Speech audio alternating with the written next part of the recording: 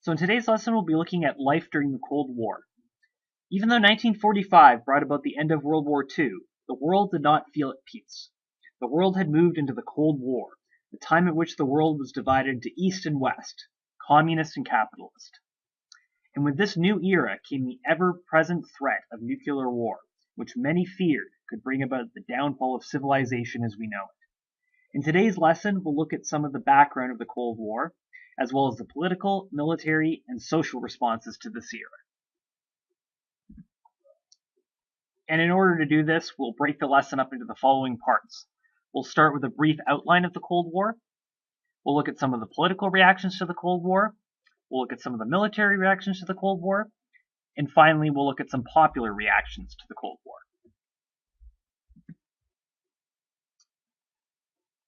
Now, when we look at the origins of the Cold War, we want to first think about what this word means. Why do we call it a Cold War? It's not a Cold War because the weather was cold. It's a Cold War because there was no direct military conflict between the US and the Soviet Union. So when we talk about a war being cold, that's what we mean. It's not a shooting war between powers. It's a war in some other kind of way. The opposite of this would be a hot war, when you actually are fighting and people are dying. That would be a hot war. Now, tensions were high throughout this period, and at several points it looked like a hot war might break out, although this never ended up happening. So what was the Cold War? It was a 5-decade ideological battle over values between the two major superpowers of the time. And so on the one side, we have the US and the Western powers that stood for democracy, individual freedom, and a market-based economy, or capitalism. And on the other side, we have the Soviet Union and the Eastern countries, who stood for totalitarianism, socialism, and communism.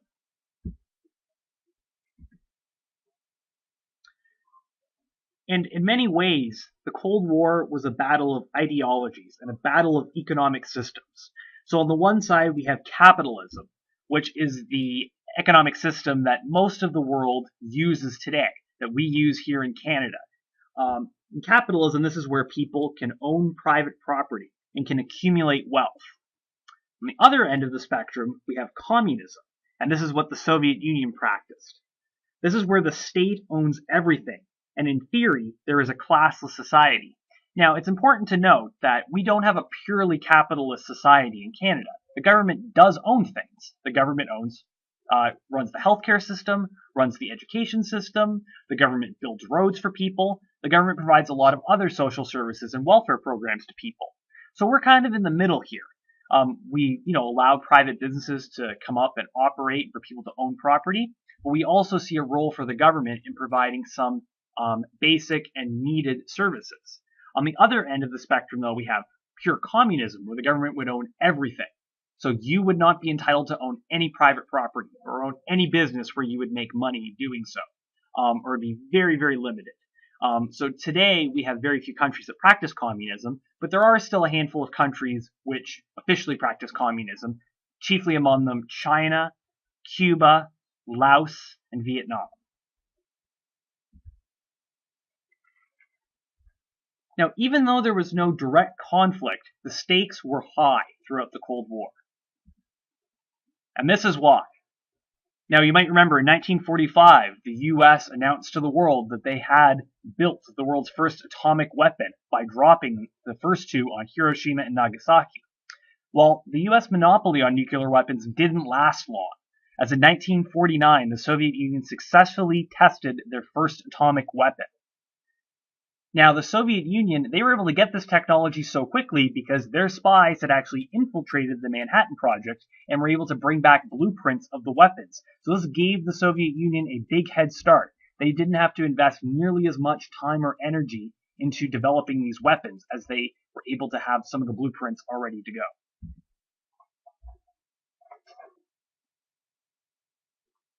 And in 1952, the stakes are raised once again with the testing of the first hydrogen bomb.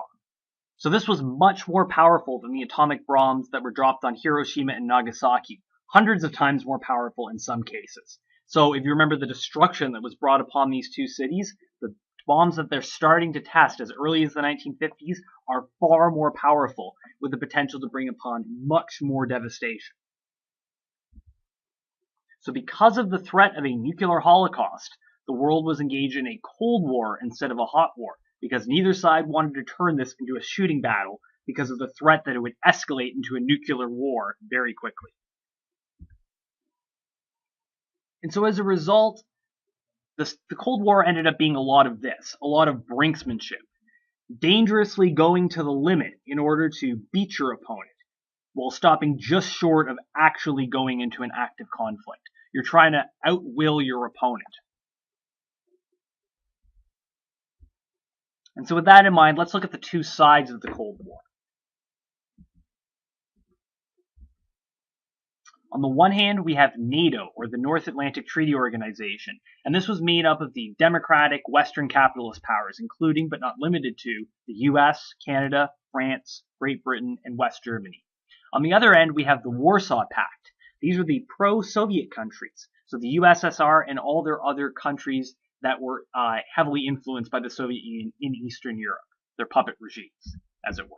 And so we have the capitalist side versus the communist side. And so here is a more exhaustive list of the countries that are members of NATO. NATO is an organization that is still around today and is still a very important military organization for these countries and protecting Western Europe and the world today. And on the other end, we have the Warsaw Pact. You can see the countries that were members. And so NATO's main goal at this time was to pursue the policy of containing the Soviet Union.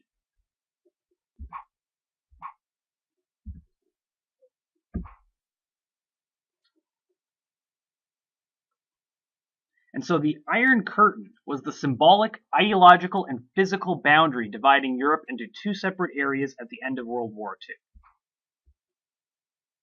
The US policy of containment meant containing communism where it already existed. So the US was okay with, well, they weren't okay with it, but they were willing to let those countries that had already gone communist, the Soviet Union and other Eastern European countries, they were willing to let them stay communist. They weren't willing to escalate into a shooting war to turn them capitalist. They didn't want to go to war with them over that, but they wanted to contain communism where it already existed. They didn't want any other countries going communist. And if any country did try to go communist, that's where the US would step in. And the US did this in a variety of ways, but one very major way in the aftermath of World War II was through the Marshall Plan, which helped rebuild European countries by providing loans to them. And one of the conditions of these loans that were provided to these countries was that they had to adopt many free market principles into their economies. They could not utilize communist principles in rebuilding their economies. Now, although the Iron Curtain was a metaphorical wall, real barriers existed during the Cold War. So one such example is the Berlin Wall. Now, you might remember Berlin is Germany's capital city.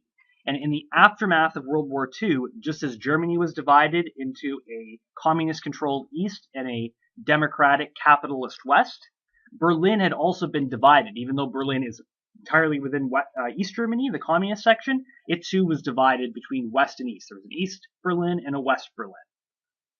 And in 1961, the Soviets built the wall to keep communists from escaping to the American sector. Now, the wall stretched across the entire city. And again, even though Berlin was entirely within East Germany, it was split into a capitalist and communist zone. And so, again, this is trying to prevent people from defecting primarily from the communist side to the capitalist side. There really weren't many people trying to go from the capitalist side to the communist side, to be honest. Those who did try to defect were risking their lives. It's estimated that upwards of 80 people were killed trying to cross from East to West Berlin during this time. And again, this plays a very important role geographically in Berlin. Geographically, it split the city and remade neighborhoods. As you can see in this picture here, the residents of these apartments are on different sides of the wall. They're on opposite sides of the street. They could probably have a conversation with each other if they were yelling loud enough. But they're in totally separate worlds, being separated by the wall. And it was not easy to cross into the other side of the city. It was possible, but again, it's like crossing into an entirely different country. So here we have Checkpoint Charlie, where people would have to cross into from one side of the city to another. And again, it's much like going over an international border, where you'd have to present papers, and if the other side didn't want you to be admitted, they could prevent you from going into the city.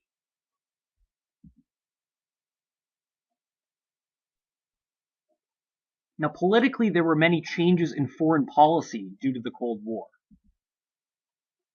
One of these important American changes is called the Truman Doctrine.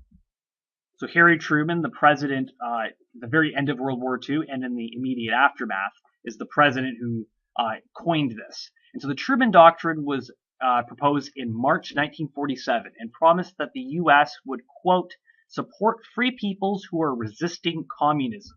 Again, getting back to that idea of containment. So again, the U.S. wants to contain communism where it already exists. They don't want any new countries to go communist. And so related to this idea of containment was this domino theory, which stated that communism would spread like a disease. If one country was to go communist, other countries in that region were prone to falling to communism as well. So here we have China, which in the late 1940s has a communist revolution of its own, a civil war, and ends up going communist. You have Korea, where there's a Korean communist government that gets set up in the north, and there's a war fought over that. And then you have these fears, these other countries in the region. Communism is going to spread out like a virus. Now, there is some justification to these concerns. There was at the time. Marxism is explicit in wanting a worldwide revolution. Karl Marx said very explicitly in the Communist Manifesto, you can't have communism in just one country. It only works if it spreads all over the world. And you would have communist parties springing up in countries all over the world that were tied to the Soviet Union. This was not just some wild conspiracy theory. There was some justification to this. Now, the problem is that this theory can be taken too far, and again, when does the U.S. have to step in? That's where the difficult part is in this foreign policy. And so by the late 1950s, the world had been divided into an East and a West, with a third world waiting to pick sides. And you can see here where these battlegrounds are being drawn.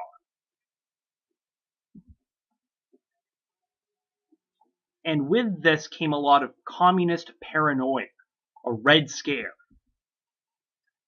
Canada also became caught up in the communist paranoia in the post-war era. Canada joined its southern neighbor in an effort to unearth homegrown communists, real or imagined, during the early 1950s. The anti-communist investigations left a trail of destroyed careers and ruined lives. The chill between the two superpowers left little room for Canada to have a voice in international relations. But in the mid-1950s, events would unfold in the Middle East that finally gave Canada a chance for a stronger voice in the New World Order that we'll look at later on. Now, again, some of these fears, this paranoia, was again justified. There were Soviet spies in North America. So here we have two of the most famous examples, Julius and Ethel Rosenberg, who were tried and convicted of spying on the U.S. They were convicted of treason and they were executed in 1953 as a result. In other cases, though, the Red Scare was without any evidence. So Senator Joseph McCarthy, the man pictured here, he's the man who led the primary U.S. investigations into communist infiltration of society during the 1950s. So he held lots of Senate hearings looking into this issue, and he accused lots of people of being communist. He accused everyone and their grandmother of being communist. And he abused this power. He used the label of communism to go after political rivals. And if anyone disagreed with him, he would accuse them of being soft on communism, or accusing them of being communists themselves. And his investigations were conspiratorial in tone. They were not often based on evidence. He would accuse people without evidence in many cases.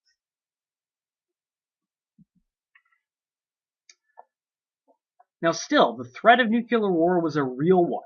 And so many military initiatives were undertaken to defend North America from a potential Soviet attack. In Canada, we had the Distant Early Warning System that was set up to warn of any incoming Soviet attack. So if missiles were fired from the Soviet Union, the shortest way to get them to North America would be to go over the North Pole. So even though we look at maps and they're two-dimensional and we think of, if you're firing a missile from Russia, it would have to go east to west. It's actually a lot shorter to shoot them over the North Pole. So Canada is really the first line of defense for any American missile program. So Canada and the US had to work together on this. And this is where we have the distant early warning system set up. And you can see here this top line in the Arctic Circle is where the system would have been set up to detect any potential missiles that were incoming. Furthermore, the North American Air Defense Command, or NORAD, was established to protect the US and Canada. This led to many radar stations being built in 1954 in northern Canada to give early warning, to share that information with the US. And in 1957, Canada and the US unified their air raid detection and defense of North America in NORAD. So we had bases like this in the Cheyenne Mountain Complex that housed NORAD bases. And so the Cheyenne Mountain Complex is actually literally built into a mountain. And the reason it's done so is so that if there's a nuclear attack, the people inside will survive and they may be able to carry out a counterattack. That's the whole idea of building in here. Hopefully it will survive. And so NORAD's mission is to detect an attack, warn the government, and organize a counterattack. And here you can see inside of what one of those missile command centers would look like with all the old school computers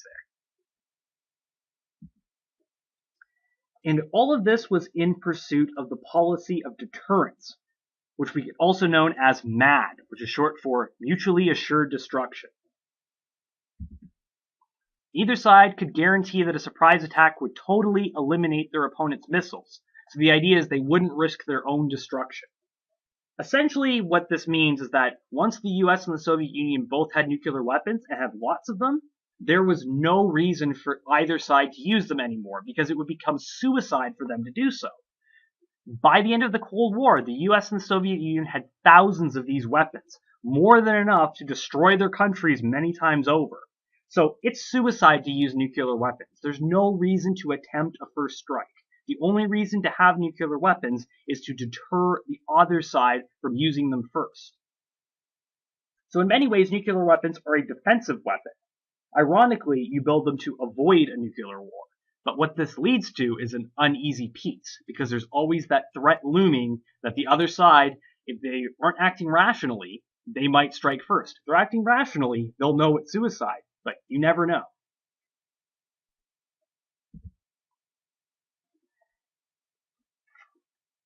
Now, popular responses to the threat of nuclear war were diverse and widespread.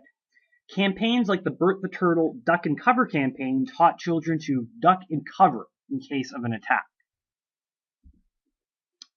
And in schools, there would be drills held teaching students how to do this. So here you can see students literally ducking and cover under their desks. So if there were missiles coming in, an announcement would go out and they would say, everyone duck and cover. They'd get under their desks. So similar to how we have fire drills in schools today, these are the drills they were doing in the 1950s.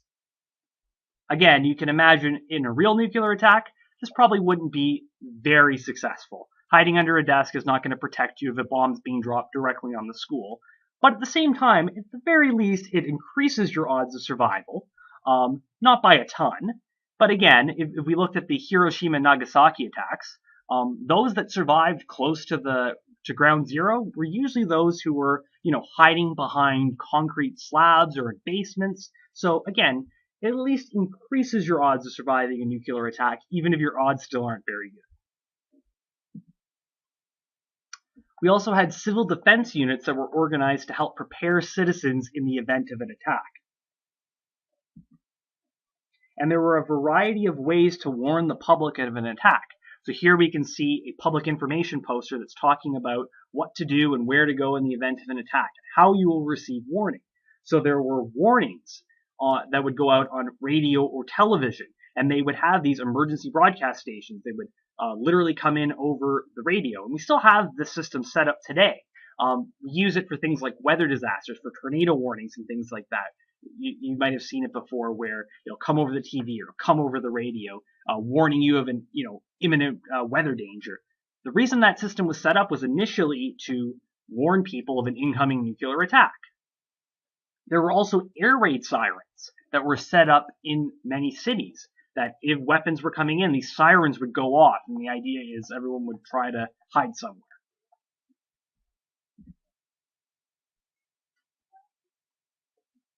In addition, there were manuals published to teach civilians what to do in case of an attack. So here's an example of what one such book suggested. So for farmers, it suggests that in case of a sudden attack in the country, even a furrow in a plowed field will give some protection. On another page, if you're caught outdoors in a sudden attack, a hat will give you at least some protection from the heat flash. So again, this probably isn't going to help you in all reality. If there was an attack, a nuclear bomb went off, and you had a hat on, it's probably not going to save your life. But again, at the very least, if it increases your odds by like 0.001%, I guess this is, somewhat useful advice. But at the end of the day, most of what this is doing is trying to help keep people's nerves calm. It's trying to keep morale up during the Cold War. And again, trying to keep people behind the effort. Because if everyone is against nuclear weapons, it's going to make it politically difficult to keep on with these policies. So you're trying to put out this information to keep people's nerves calm and, trying to convince them they aren't all going to die in a nuclear war. And that even if it did happen, there's a chance of survival still. That's really what a lot of these, what these posters and information are trying to convince people of. These manuals also provided civilians with step-by-step plans on how to build a bomb shelter. And these shelters became quite common throughout North America. In these shelters, families would store enough food and supplies to last for months. So in theory, if the air raid sirens go off or you hear that there is an incoming missile attack, you would go into the shelter before the bomb strikes, and then the shelter's supposed to be built in a way that will help you survive the strike. And then you have enough food and necessary supplies to get yourself through the next few weeks or months while the fallout from these bombs, while that's being dealt with, and while the radiation levels come down. And then afterwards, the idea is you come out and you go back into whatever's left of society. And again, while these shelters probably wouldn't have been overly effective, most of them were just in people's basements, or they weren't really built all that well. If there was actually a nuclear strike, probably a lot of people would have died in these shelters. The best built ones probably would have increased people's odds of survival quite a bit. But sort of the ones people were building in their basements, and it's debatable how effective those would have been. But again, at the end of the day, what these are doing for people is providing comfort to these people who are anxious over the ever-present threat of nuclear annihilation. It's hard for us to imagine this today, but again, imagine waking up every day and not being sure whether or not the world's going to be there tomorrow. That's the fear that a lot of people had in the 1950s. They didn't know what was going to happen next. So these shelters were sort of a comfort for people who were dealing with these anxieties. And so in summary, in this lesson you learned, the Cold War refers to the ideological battle between the US and the USSR from 1945 to 1991. Government policies of Western democracies attempted to contain communism where it already existed and deter those with communist beliefs in their own country from expressing them.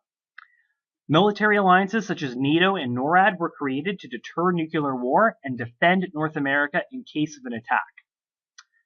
The Cold War changed lives for many individuals as they began practicing duck and cover drills and building bomb shelters in preparation for a potential nuclear attack.